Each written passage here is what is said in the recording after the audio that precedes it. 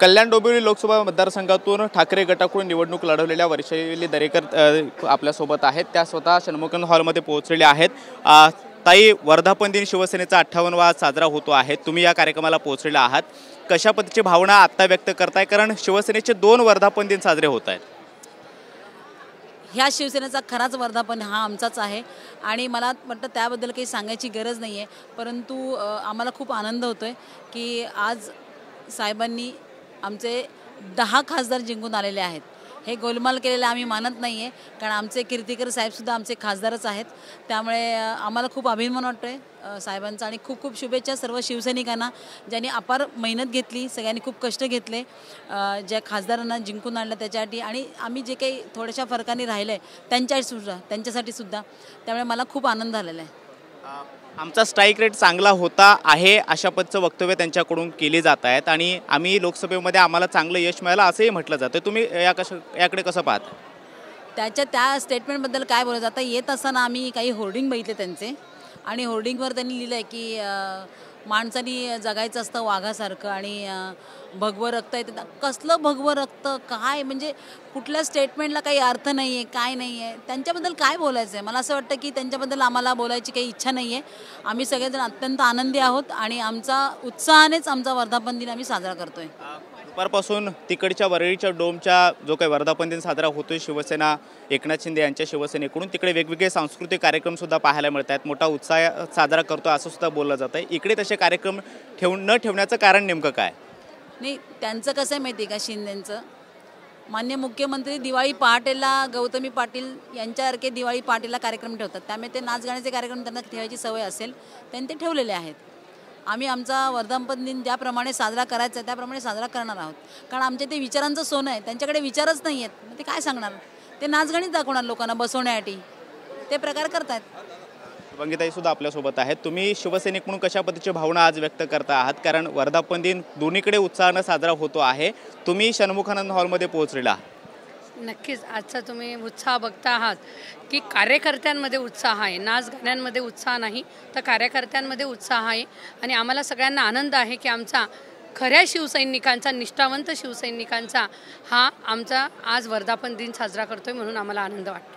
आपण पाहतो की सायंच्या षण्मुखानंद हॉलमध्ये महिला नेत्या ज्या आहेत त्या मोठ्या संख्येने या ठिकाणी पोहोचायला सुरुवात झालेली आहे। आमदार ऋतुजा लटकेताई सुद्धा आपल्यासोबत आहेत। ताई, तुम्ही कार्यक्रमाला पोहोचले आहात, नेते सुद्धा दाखल व्हायला सुरुवात झालेली आहे।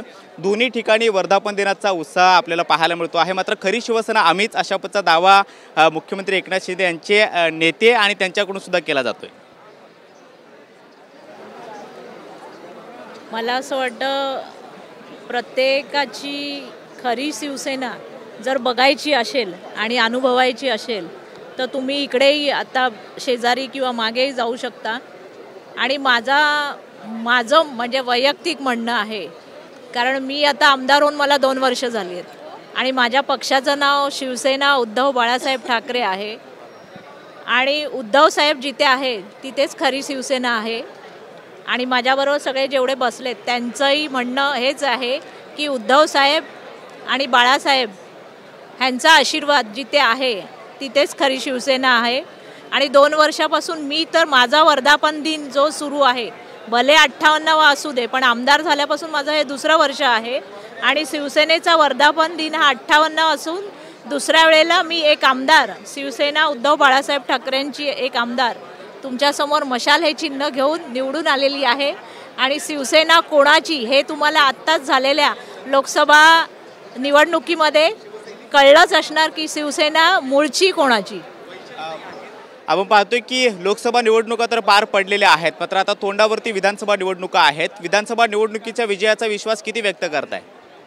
100%।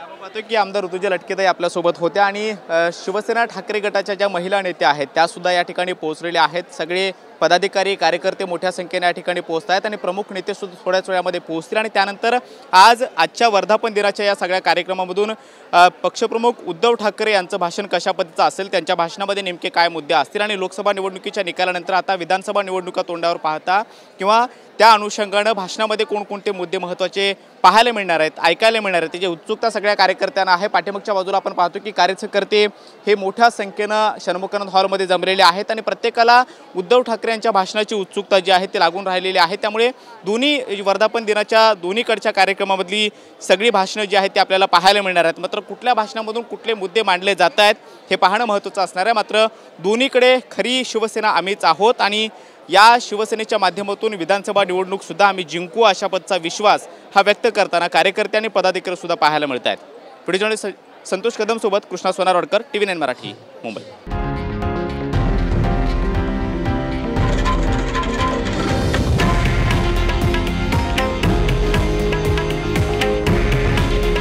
हे आहे देशातील नंबर 1 न्यूज नेटवर्क आणि आपण पाहत आहात TV9 मराठी। काळजी तुमची, हित महाराष्ट्राचं।